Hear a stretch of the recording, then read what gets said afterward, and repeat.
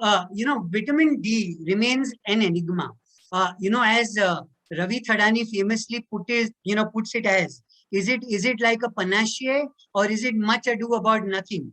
Is it, it's a molecule which we seem to know a lot about, but yet at the end of it, we seem that we do not know a lot about vitamin D. It seems to be the answer of most of things that we know. But again, then, we kind of take it back that whether we really know everything about vitamin D. So sticking to the theme, since I come from Mumbai and the land of Bollywood, you will keep seeing these pictures which will keep coming into my presentation. So we start with the good bit of vitamin D. So let's start with a case. So this was, a 10-year-old boy. He's the shortest in his class. He has severe pain in his, right wrist, while he has a fall while, he was playing, and then is found with a Colles fracture. He would often complain of body ache, pain in his limbs, was slow in his work, was inattentive in his class, would have constipation, severe abdominal pain while passing art stools. His parents would say that he would bedwet in the night despite being 10 years. And now he had undergone some surgery to correct his urine outflow obstruction when he was 5 years old. So basically there was some corrective surgery which was done. Now patient, when investigated, creatinine was found as 2.9, CBC hemoglobin was low, calcium was only 5, phosphorus was 9, albumin was 2.9, he was proteinuric with some UTI with pus cells of 15 to 20 in the urine. The kidneys were marginally small with an enlarged bladder and a thickened bladder. He was initially treated with cefixime, calcium supplements, hematinics, and lactulose. However, the complaints just persisted, and hence was sent to a nephrologist by the general practitioner. Now the nephrologist evaluated further. Vitamin D levels was only 2. PTH was 900. Stool for occult blood was negative. B12 was really low. So he was nutritionally deficient. Now the nephrologist put him on calcitriol, which is the activated vitamin D, and along with calcium carbonate, cinacalcet, which is a calcium mimetic, cinacobalamin, and soda bicarbonate. The patient got better. The pain constipation got better. The scholastic backwardness improved. In fact, the vitamin D levels came to about 35. The calcium levels was 9. The creatinine was 1.8. The bicarb was 20. Over a year, the child attained better growth and, attained similar height like the other children in this class. Basically, what we're talking about is renal rickets. Now, as a nephrologist, I can vow and say that vitamin D definitely has a huge role to play when it comes to renal rickets, osteomalacia, CKD-associated osteomalacia, even vitamin D-related osteoporosis. So let's come to physiology of vitamin D. I don't want to make the discussion really theoretical, but, we need to talk about normal physiology. So basically, the skin plays a part that gets exposed to UVB radiation. Specifically, the parameters that we're talking about is 290 to 350 nanometers. The pre-vitamin D3 gets converted, further to vitamin D. It's metabolized into, liver by the 25-hydroxylase enzyme. And in the circulation, we have enough 25-hydroxylase vitamin D. Now, this needs, various carrier molecules, and out of which the vitamin D binding protein and the albumin are the carrier molecules that we're talking about. Now this gets, comes to the kidney. The kidney further, works on it, and we have the 1-hydroxylase enzyme working on it, and we have the activated 125-hydroxylase vitamin D, which has its interaction with the parathyroid hormone and the parathyroid glands. It works on the bones. It also helps in calcium absorption via the intestine. It prevents, lesser calcium excretion. And further, the entire calcium, phosphorus, PTH, vitamin D homeostasis is maintained. Now, we look at the graph. As and when the renal dysfunction, increases, as the GFR reduces, further the activated vitamin D falls. If you look at the 25-hydroxy vitamin D, the curve more or less remains same. Very really interesting is as the GFR kind of falls down further, the vitamin D falls down further, but up to GFR of around 30, that's when the PTH starts rising, and up to a level of 25 hydroxylase vitamin D, the PTH has not risen. And you look at the 25 hydroxy vitamin D curve, the PTH has not risen further. Importance: lesser the GFR, definitely vitamin D supplementation, and the PTH is looked after. The guidelines also address this. So whenever we're looking at CKD stage 3, what the guidelines, the KDIGO guidelines emphasizes, we need to consider potassium, the phosphorus restriction, calcium and calcium supplementation, evaluate the vitamin D status and the PTH, and then treat accordingly. CKD4, interestingly, we know that all our dialysis patients need vitamin D, but the evidence is not very strong with respect to vitamin D. Why is it so? It's because we don't have enough randomized control trials to prove that vitamin D is actually, useful in dialysis patients. Now that sounds strange, but the fact is the observational studies are so strong that you do not have enough randomized control trials to prove that vitamin D is so, really helpful in dialysis patients. The maximum randomized control trials is with CKD stage 3 and CKD stage 4, where vitamin D supplementation has definitely found an excellent role. And, we've kind of shown the effects. So these are the, we most often use the cholecalciferol and the calcitriol.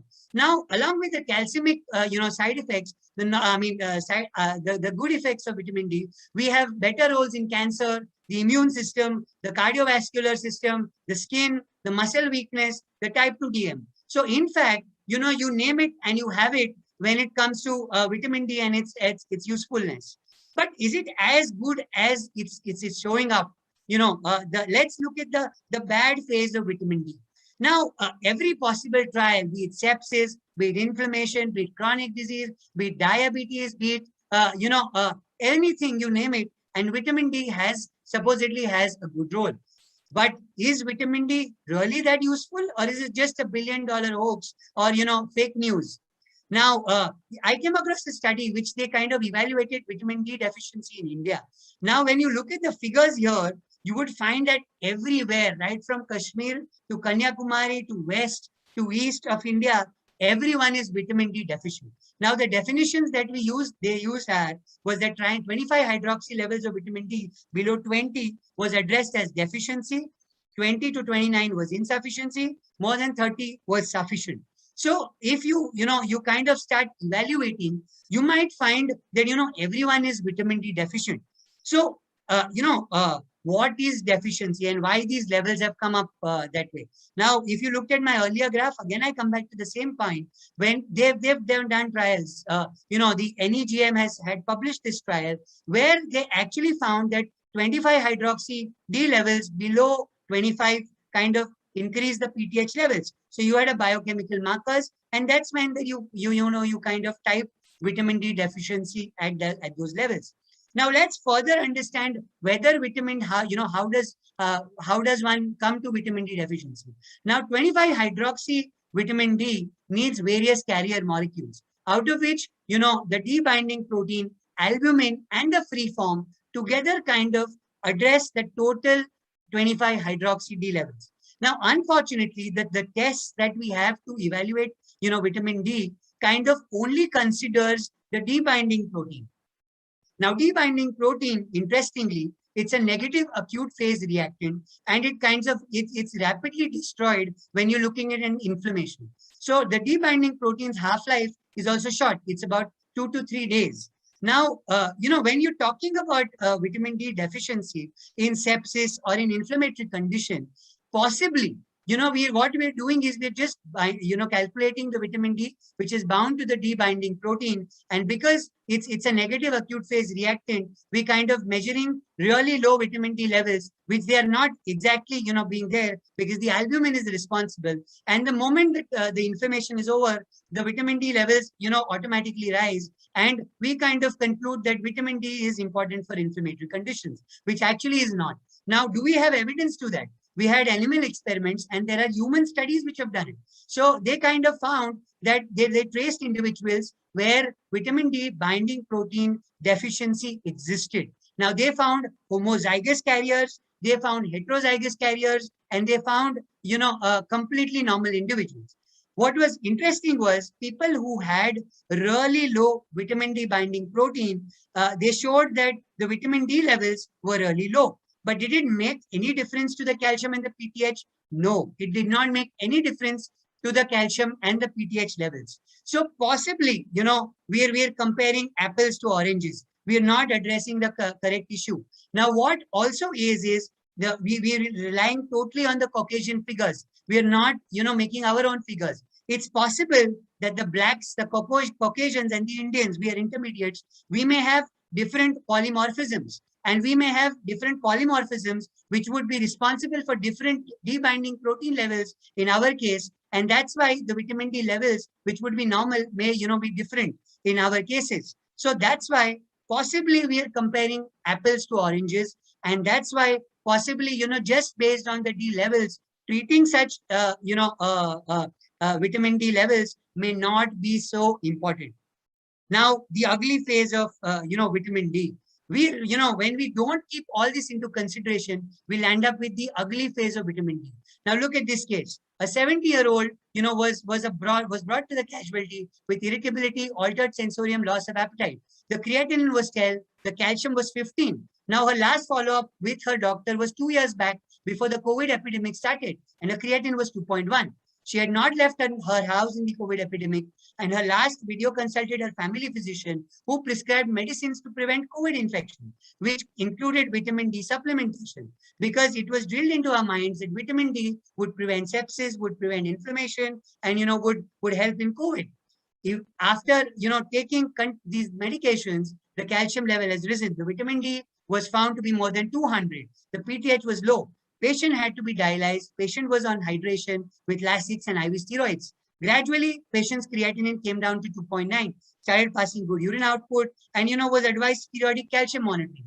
But like all our patients, the patient was really scared about COVID. So, did not follow up.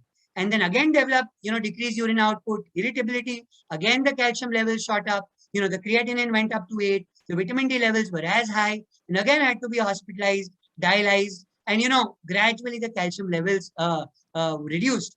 Patient was warned that is the vitamin D would periodically keep release, you keep coming into a blood circulation, the calcium levels would shoot up, and that really requires calcium, monitoring.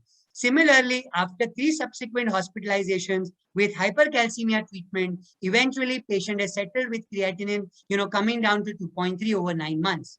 The ugly phase of vitamin D is intoxication in, unmonitored use of vitamin D ultimately leads to hypercalcemia and the hypercalcemia related side effects. How do we treat hypercalcemia? We need IV hydration, zoledronic acid, steroids, we need calcitonin, we need calcimimetics, and, in secondary hyperparathyroidism, even parathyroidectomy. So what do we, take home from this current discussion? And I want to give a huge credit to, Ravi Thadani on, he is an Indian practicing in USA, and he seems to know a little more about vitamin D than a lot of us. Now, what do we take home from this discussion? Every routine measurement of vitamin D in an absolutely normal individual is actually not warranted. There is no particular evidence where vitamin D, less than 20 is actually associated with high cardiovascular disease.